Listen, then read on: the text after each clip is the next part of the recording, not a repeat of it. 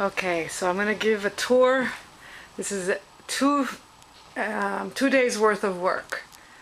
So in this front room, cleared it all out, took out the floorboards, and getting ready to. They're gonna try to get this thing. Look at that! It's not even touching the foundation. That's so rotted.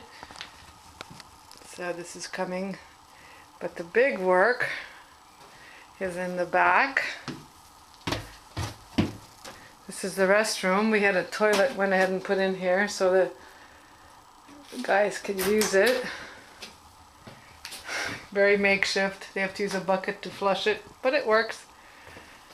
And then nothing much in here, but let's go out in the back. You want to see something really. This is the stuff they cleared out from under the house.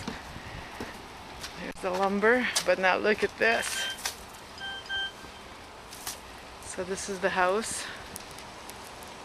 There's my windows up there, my big beautiful windows.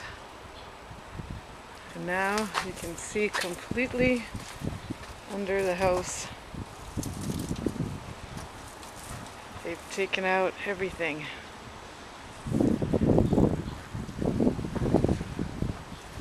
And he's supported it. Everything is rotted.